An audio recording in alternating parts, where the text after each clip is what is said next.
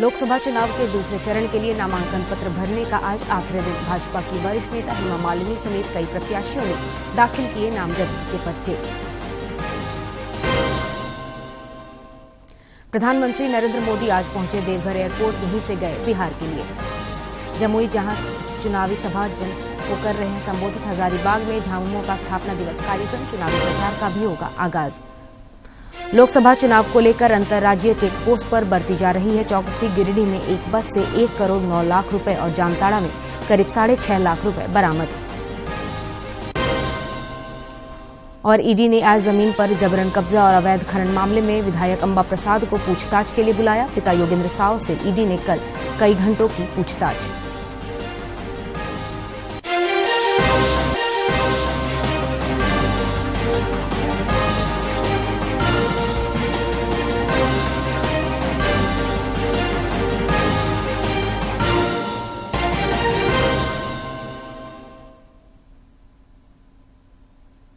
नमस्कार, खबरें झारखंड में आपका स्वागत है। मैं हूं कामिनी और अब समाचार विस्तार से। लोकसभा चुनाव के दूसरे चरण के लिए नामांकन दाखिल करने का आज अंतिम दिन है। इस चरण में 12 राज्यों और केंद्र शासित प्रदेशों की 88 लोकसभा सीटों पर चुनाव होंगे। नामांकन दाखिल करने के अंतिम दिन भाजपा की वरिष्ठ नेता हेमा मालिनी समेत कई दिग्गज नेताओं ने नामांकन दाखिल किया। मणिपुर निर्वाचन क्षेत्र के एक हिस्से में पहले चरण में मतदान होना है।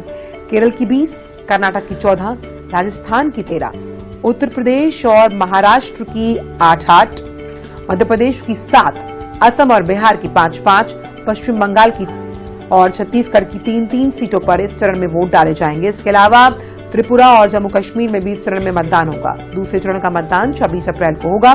जम्मू कश्मीर को छोड़कर सभी राज्यों और केंद्र शासित प्रदेशों में नामांकन की जांच 5 अप्रैल को होगी। जम्मू कश्मीर में 6 अप्रैल को पर्चों की जांच की जाएगी। तो बताया कि आज नामांकन प्रधानमंत्री नरेंद्र मोदी आज जमुई से बिहार में लोकसभा चुनाव का आगाज करेंगे। श्री मोदी जमुई जिले के खैरा ब्लॉक के बल्लोपुर में एनडीए के चुनावी जनसभा को संबोधित करेंगे। एनडीए के बीच सीटों के बंटवारे की घोषणा के बाद बिहार में श्री मोदी की यह पहली राजनीतिक सभा होगी। जमुई आने से पहले वे देवघर एयरपोर्ट पहुंचेंगे और यहां से हेलीकॉप्टर से जमुई के लिए रवाना होंगे। प्रधानमंत्री के आगमन को लेकर देवघर एयरपोर्ट पर सुरक्षा के पुख्ता इंतजाम किए गए हैं। वही महान पाटलिपुत्र और मगध वाला भारत है। भारत वही चंद्रगुप्त मौर्य वाला भारत है। आज का भारत घर में घुसकर मारता है। आज का भारत दुनिया को दिशा दिखाता है। अब दुनिया देख रही है कि केवल 10 वर्षों में भारत की साख और भारत की हैसियत आज कैसे बढ़ी है। आज भारत दुनिया की 5वीं सबसे बड़ी अर्थव्यवस्था बन चुका है। चंद्रमा के जिस कोने पर कोई नहीं पहुंचा था, वहां हमारा चंद्रयान, हमारा तिरंगा पहुंचा है। अभी आप प्रधानमंत्री को जमुई से लाइव सुन रहे थे। इधर हजारीबाग में आज झारखंड मुक्ति मोर्चा का 45वां स्थापना दिवस समारोह आयोजित किया गया है। समारोह में पार्टी के वरिष्ठ नेता और मुख्यमंत्री चंपाई सोरेन तथा पूर्व मुख्यमंत्री हेमंत सोरेन की पत्नी कल्पना सोरेन कार्यकर्ताओं में जोश भरेंगी। इस दौरान हजारीबाग लोकसभा सीट से महागठबंधन के प्रत्याशी के पक्ष में एक तरीके से चुनावी आगाज भी होगा। इस सीट के लिए इंडी गठबंधन ने कांग्रेस के जयप्रकाश भाई पटेल को अपना उम्मीदवार बनाया है। लोकसभा चुनावों को लेकर सीपीआईएम आज नई दिल्ली में अपना चुनावी घोषणा पत्र जारी करेगा। चुनाव में अब कुछ ही दिन बचे हैं। ऐसे में भारतीय कम्युनिस्ट पार्टी मार्क्सवादी आज नई दिल्ली में अपना चुनावी घोषणा पत्र जारी करेगी। सीपीआईएम अपने 3 भागों में वर्गीकृत घोषणा पत्रों में किसानों के मुद्दे, आर्थिक संकट, समाज के कमजोर वर्ग की सुरक्षा, बेरोजगारी के साथ साथ भारतीय संविधान के धर्मनिरपेक्ष लोकतांत्रिक मूल्यों को सुनिश्चित करने जैसे कई महत्वपूर्ण बिंदुओं को शामिल करेगी।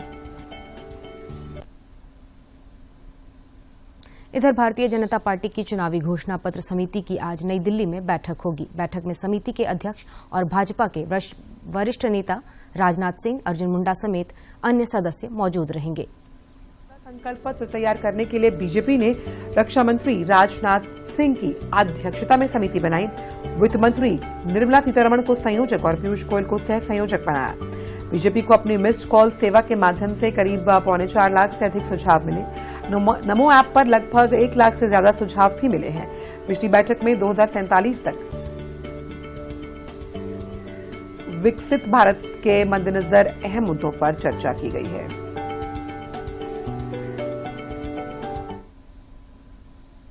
गोड्डा से भाजपा प्रत्याशी निशिकांत दुबे ने कहा है कि दुमका से भाजपा प्रत्याशी सीता सोरेन के खिलाफ झामुमो को कोई उम्मीदवार नहीं मिल रहा है। यही कारण है कि झामुमो ने यहां से प्रत्याशी घोषित नहीं किया है। लड़ने के लिए कोई दमदार उम्मीदवार नहीं है। मैंने तो घोषणा कर रखा है और मैं आपके माध्यम से घोषणा करता हूं कि यदि झारखंड मुक्ति मोर्चा गोड्डा लोकसभा में कोई उम्मीदवार उतारेगी तो मैं चुनाव प्रचार नहीं करूंगा। मैं केवल नॉमिनेशन करूंगा और रिजल्ट लेने के लिए आऊंगा। और इस बीच में जो मैं देवघर में बैठा रहूंगा। झारखंड मुक्ति मोर्चा के केंद्रीय महासचिव सह प्रवक्ता सुप्रियो भट्टाचार्य ने कहा है कि चुनाव आयोग सभी राजनीतिक दलों को बराबर मौका दे। श्री भट्टाचार्य चुनाव आयोग द्वारा देवघर के पुलिस अधीक्षक को हटाए जाने पर अपनी प्रतिक्रिया दे रहे थे।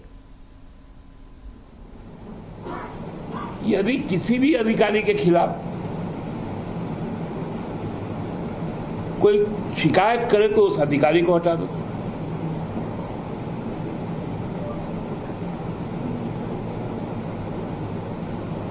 ये जो बर्ताव है ये किस दिशा की ओर जा रहा है? इधर भाजपा के प्रदेश प्रवक्ता डॉक्टर अरुण उरांव ने झामुमो नेता सुप्रियो भट्टाचार्य के वक्तव्य पर कड़ी प्रतिक्रिया व्यक्त की है। उन्होंने कहा है कि देश में चुनाव आयोग के निर्देश पर अब तक 5 राज्यों के 8 डीएम और 12 एसपी बदले गए हैं।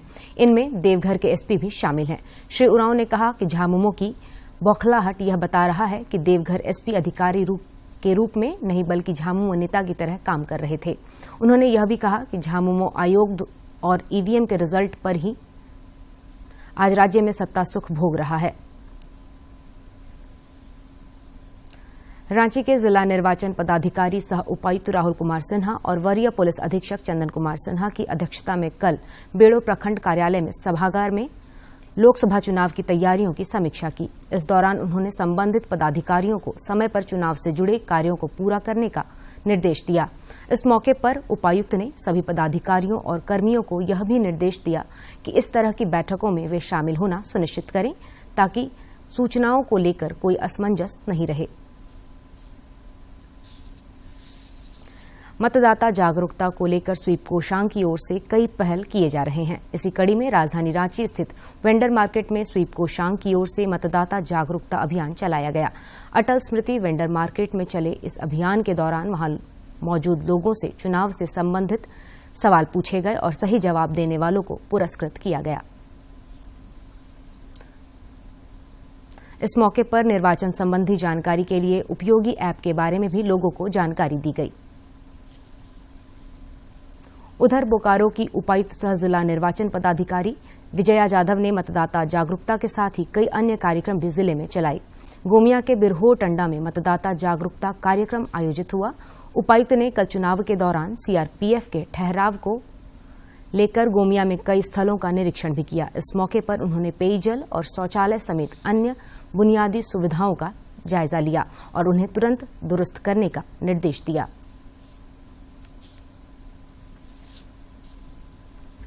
कोडरमा में लोकसभा चुनाव के लिए 20 मई को वोट डाले जाएंगे। लोकतंत्र के महापर्व में ज्यादा से ज्यादा लोगों की भागीदारी सुनिश्चित करने के लिए जिला प्रशासन की ओर से अलग अलग अभियान चलाए जा रहे हैं। जिला मुख्यालय से चुनाव से जुड़ी सारी जानकारी के लिए आई माई मैस्कॉट को लॉन्च किया गया। उपायुक्त मेघा भारद्वाज ने समाहरणालय परिसर में मैस्कॉट को लॉन्च करते हुए लोगों को निष्पक्ष और निर्भीक मतदान करने की शपथ दिलाई।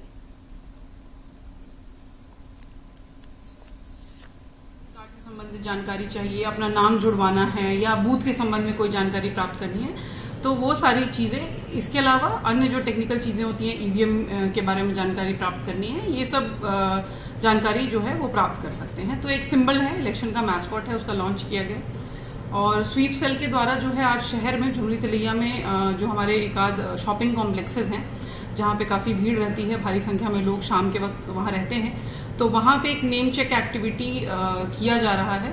बेसिकली वोटर हेल्पलाइन ऐप के माध्यम से सभी मतदाता जो वहां पे आएंगे वो अपना नाम चेक करेंगे और अगर उनका नाम पाया जाएगा तो इट इज ओके, वेरीफाई हो गया है। एपिक कार्ड है तो भी अच्छा है, वेरीफाई हो गया है।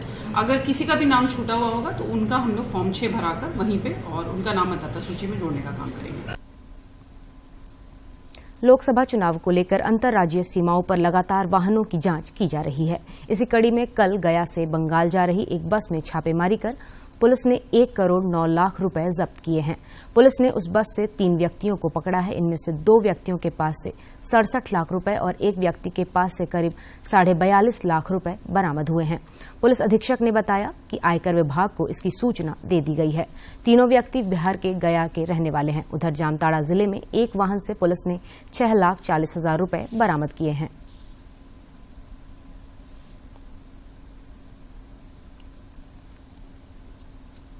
प्रवर्तन निदेशालय ईडी ने जमीन से जुड़े मामले और अवैध खनन को लेकर बड़का गांव के विधायक अंबा प्रसाद को आज पूछताछ के लिए बुलाया है। ईडी ने अंबा प्रसाद के रांची और हजारीबाग स्थित आवास पर 12 मार्च को छापेमारी की थी और कई दस्तावेज जब्त किए थे। इस संबंध में उनसे पूछताछ होनी है। इससे पहले कल ईडी ने उनके पिता और पूर्व मंत्री योगेंद्र साव से घंटों पूछताछ की थी।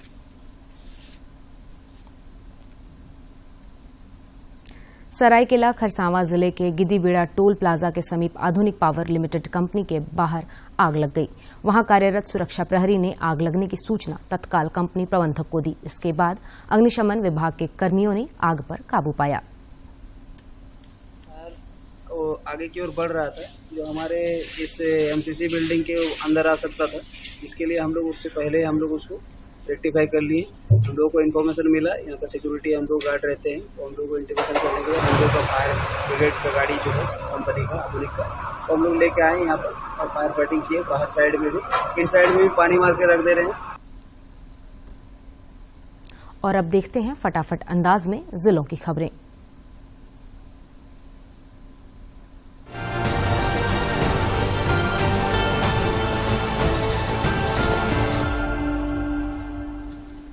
खूंटी के जिला निर्वाचन पदाधिकारी सह उपायुक्त लोकेश मिश्रा ने लोकसभा चुनाव के दौरान व्यापक जन जागरूकता लाने के उद्देश्य से चुनाव जागरूकता अभियान के मस्कट का औपचारिक लोकार्पण किया। इस दौरान उन्होंने कहा कि स्वीप के तहत समावेशी चुनाव प्रक्रिया में सबकी भागीदारी सुनिश्चित करने के लिए प्रोत्साहित किया जा रहा है। स्वीप कार्यक्रम के तहत खूंटी जिले में मतदाता जागरूकता अभियान चलाया जा रहा है। इस कड़ी में आंगनबाड़ी सेविकाओं ने वृद्धजनों के बीच मतदाता जागरूकता अभियान चलाकर उन्हें जागरूक किया। इस दौरान बीएलओ द्वारा घर घर जाकर वृद्ध मतदाताओं का नाम मतदाता सूची में चेक किया गया। खूंटी जिले में लोकसभा चुनाव के कार्यों के सफल निष्पादन के लिए विधानसभा स्तरीय मास्टर ट्रेनरों के थीम 4 और 5 के तहत प्रशिक्षण कार्यक्रम का आयोजन किया गया। इस दौरान मतदान केंद्र पर पहुंचने से पूर्व, मतदान केंद्र पर पहुंचने के बाद और मतदान खत्म होने के बाद मतदान कर्मियों द्वारा कार्य निष्पादन के संबंधित सभी प्रक्रियाओं की सैद्धांतिक एवं व्यावहारिक जानकारी दी गई। खूंटी जिले के मारंगहादा में छिपाकर रखे गए 92 लाख रुपए से अधिक की कीमत की 617 किलोग्राम अवैध अफीम डोडा बरामद किया गया। अनुमंडल पुलिस पदाधिकारी वरुण रजक ने बताया कि एसएसबी 26 बटालियन और मारंगहादा थाना की पुलिस ने छापेमारी कर यह सफलता हासिल की है।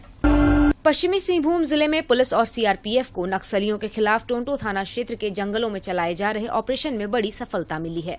अभियान के दौरान सुरक्षा बलों ने टोंटो और गोइलकेरा थाना क्षेत्र के सजोमबुरु और मारादिरी में 2 किलो का 1 और 5 से 6 किलो का 1 आईईडी बम बरामद कर उसे नष्ट कर दिया।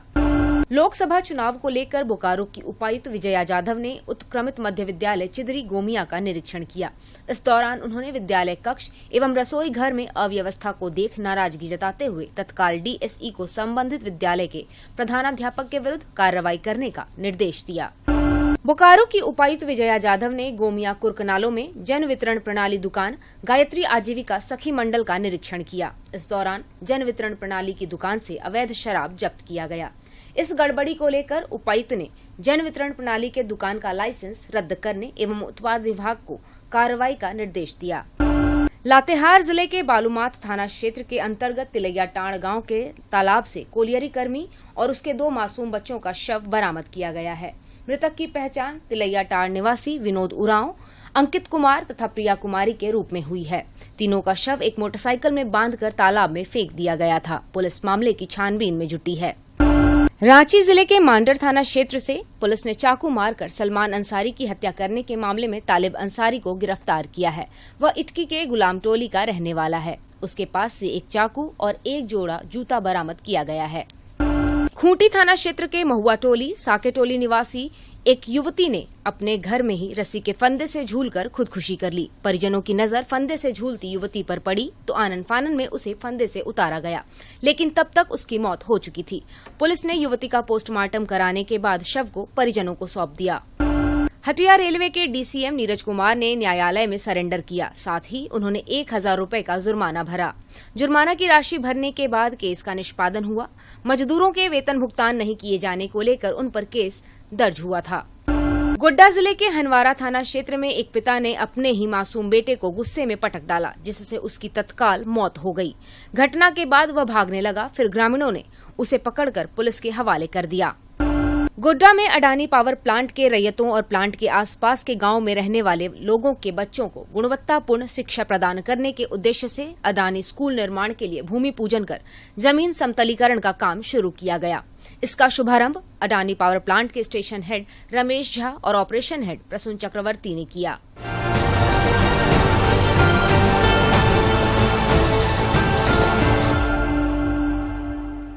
और अब जानते हैं मौसम का हाल। राजधानी रांची समेत राज्य के कई इलाकों में आज से अगले 3 दिनों तक हीट वेव चलने की संभावना है। इसे लेकर मौसम विज्ञान केंद्र रांची ने येलो अलर्ट जारी किया है। वहीं 6 अप्रैल के बाद मौसम में एक बार फिर बदलाव देखने को मिल सकता है।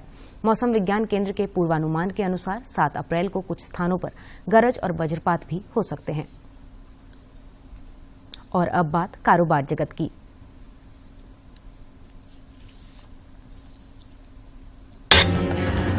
वर्ल्ड बैंक ने अनुमान जताया कि साल 2024 में भारतीय अर्थव्यवस्था 7.5% की दर से करेगी विकास।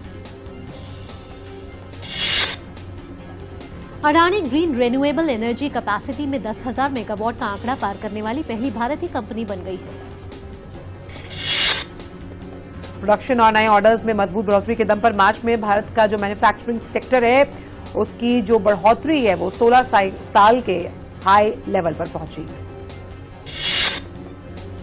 Telecom company Vodafone idea limited के शेयर होल्डर्स ने इक्विटी और इक्विटी लिंक्ड सिक्योरिटीज के माध्यम से 20,000 करोड़ रुपए जुटाने की मंजूरी दे दी है। इलेक्ट्रिकल व्हीकल बनाने वाली एलन मस्क की कंपनी टेस्ला इस महीने भारत में एक टीम भेजेगी जो देश में 16,000 करोड़ से 25,000 करोड़ के इलेक्ट्रिक कार मैन्युफैक्चरिंग प्लांट्स के लिए तलाशेगी जगह।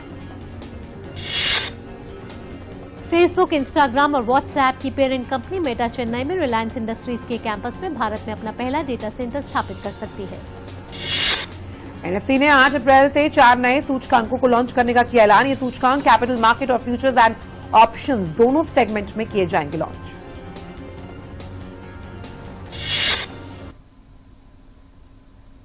खेल जगत की महत्वपूर्ण खबरों को देखते हैं फटाफट अंदाज में। आईपीएल में आज अहमदाबाद में गुजरात टाइटंस का सामना पंजाब किंग्स के साथ। गुजरात टाइटंस ने 3 मैच में 2 मुकाबले जीतकर अंक तालिका में 5वें स्थान पर बनी हुई है। वहीं पंजाब किंग्स 8वें स्थान पर है। इंडियन प्रीमियर लीग में कोलकाता नाइट राइडर्स का जलवा कायम है। टीम ने बुधवार को विशाखापत्तनम में खेले गए मुकाबले में दिल्ली कैपिटल्स की टीम को हराकर 106 रन से हराकर प्रतियोगिता में लगातार तीसरी बार जीत दर्ज करते हुए खुद को अंक तालिका में शीर्ष पर ला दिया है। लखनऊ सुपर जायंट्स के 23 गेंदबाज शिवम मावी चोटिल होने के बाद आईपीएल 2024 से बाहर हुए। मावी को लखनऊ ने इस साल की नीलामी में 6 करोड़ से ज्यादा की रकम में खरीदा था। श्रीलंका ने बांग्लादेश के खिलाफ दूसरे टेस्ट मुकाबले को 192 रन से जीतकर 2 टेस्ट मैच की सीरीज को 2-0 से अपने नाम कर लिया है। पहले टेस्ट में श्रीलंका को 328 रन से जीत मिली थी। श्रीलंका और दक्षिण अफ्रीका की महिला क्रिकेट टीमों के बीच खेली गई 3 मैचों की T20 सीरीज को श्रीलंका ने 2-1 से अपने नाम किया। तीसरे T20 में दक्षिण अफ्रीका को 4 विकेट से हराया। इंग्लैंड के तेज गेंदबाज ऑली रॉबिन्सन का मानना है कि इंग्लिश टीम भारत में टेस्ट सीरीज 4-1 से हारने के लिए बदकिस्मत रही है और उनका मानना है कि अगर चीजें उनके पक्ष में होती तो यह 3-2 से जीत हो सकती थी। शीर्ष वरीयता प्राप्त जेसिका पेगुला ने एक सेट से पिछड़ने के बाद शानदार वापसी करते हुए चार्ल्सटन ओपन टेनिस टूर्नामेंट के दूसरे दौर में हमवतन खिलाड़ी अमेरिका की अमांडा अनिसिमोवा को 3-6, 6-4, 7-3, 6 से हरा दिया।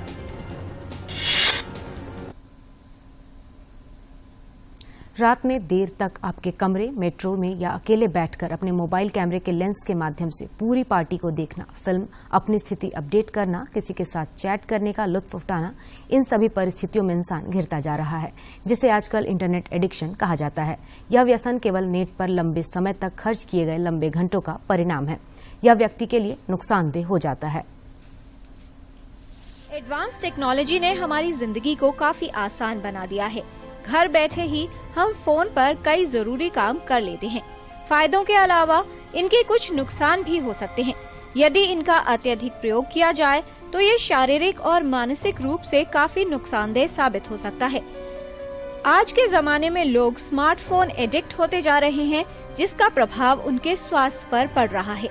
मोबाइल और इंटरनेट के व्यसन यानी डिजिटल एडिक्शन की समस्या हाल के दिनों में एक बड़ी बीमारी के रूप में सामने आ रही है।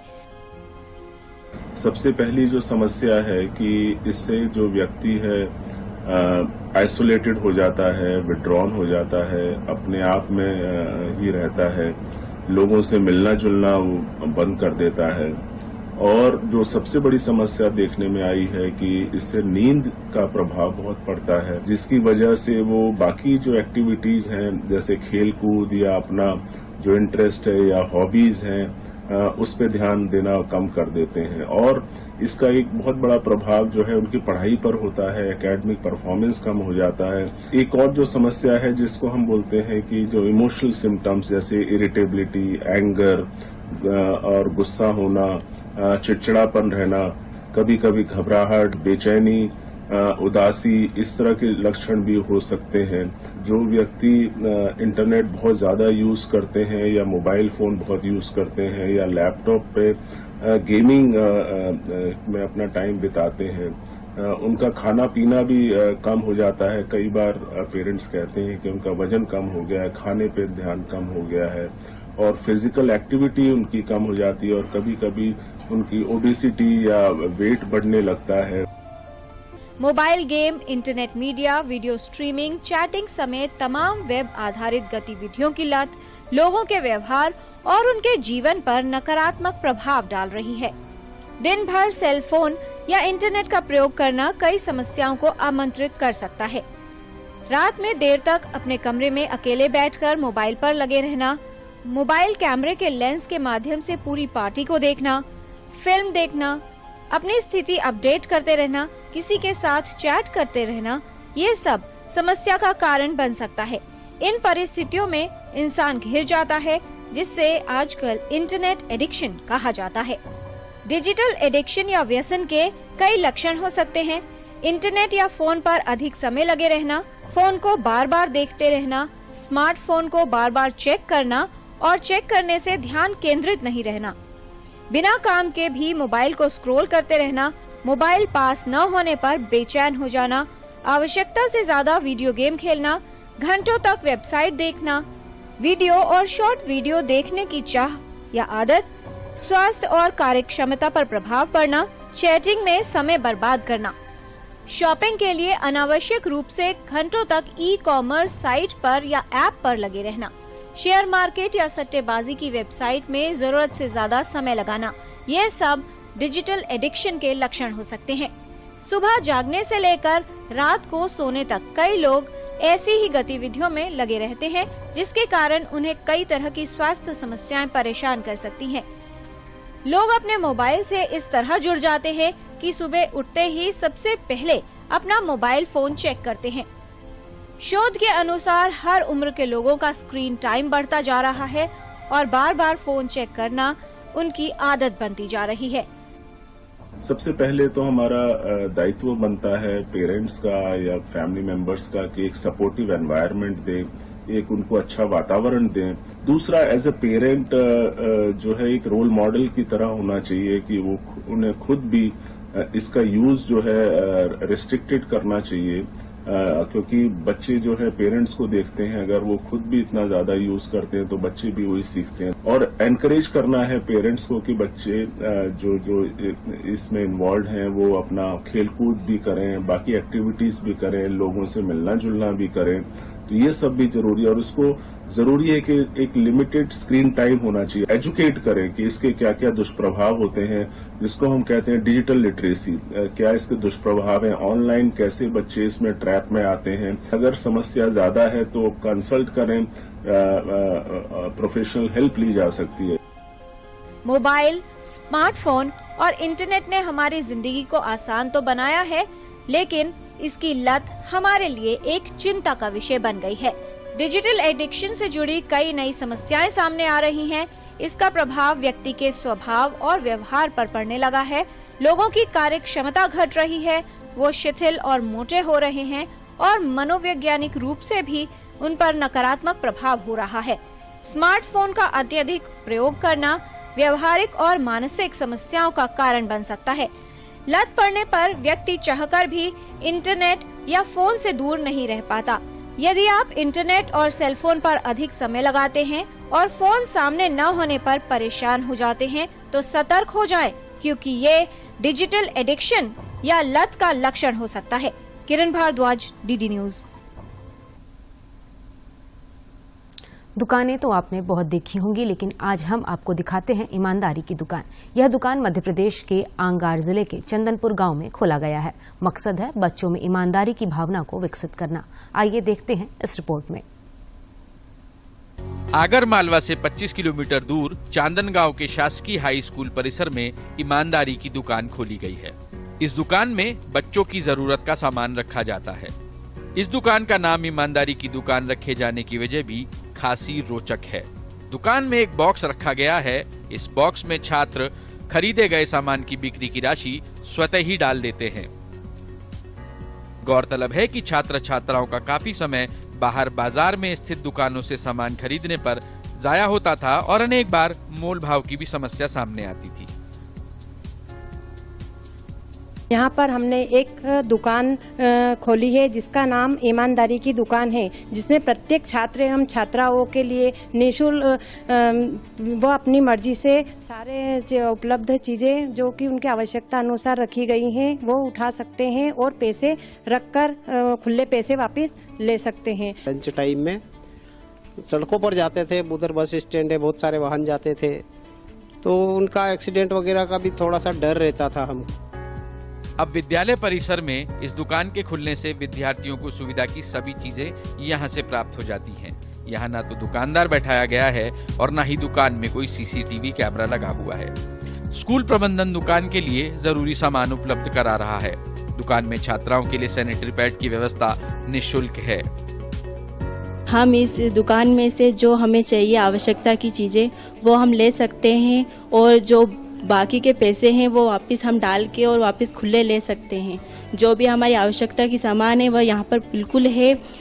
काफ़ी किताबें, लीड, पेन, जो भी स्केल जो भी है वो सारी हमें इसके लिए बाजार में नहीं जाना पड़ता है। विद्यालय परिसर में ईमानदारी की दुकान से छात्रों को जहां दैनिक उपयोग के सामान उचित दाम पर उपलब्ध हो रहे हैं, वहीं उन्हें इसके माध्यम से ईमानदारी की नसीहत भी दी जा रही है। गुड न्यूज जज्बा इंडिया के लिए मध्य प्रदेश। और अब अंत में मुख्य समाचार एक बार फिर। लोकसभा चुनाव के दूसरे चरण के लिए नामांकन पत्र भरने का आज आखिरी दिन। भाजपा की वरिष्ठ नेता हेमा मालिनी समेत कई प्रत्याशियों ने दाखिल किए नामजदगी के पर्चे। प्रधानमंत्री नरेंद्र मोदी आज पहुंचे देवघर एयरपोर्ट, यहीं से गए बिहार के लिए। जमुई, जहां चुनावी सभा को कर रहे हैं संबोधित। हजारीबाग में झामुमो का स्थापना दिवस कार्यक्रम, चुनावी प्रचार का भी होगा आगाज। लोकसभा चुनाव को लेकर अंतर्राज्यीय चेक पोस्ट पर बरती जा रही है चौकसी। गिरिडीह में एक बस से 1 करोड़ 9 लाख रुपए और जामताड़ा में करीब 6.5 लाख रुपए बरामद। और ईडी ने आज जमीन पर जबरन कब्जा और अवैध खनन मामले में विधायक अंबा प्रसाद को पूछताछ के लिए बुलाया। पिता योगेंद्र साव से ईडी ने कल कई घंटों की पूछताछ।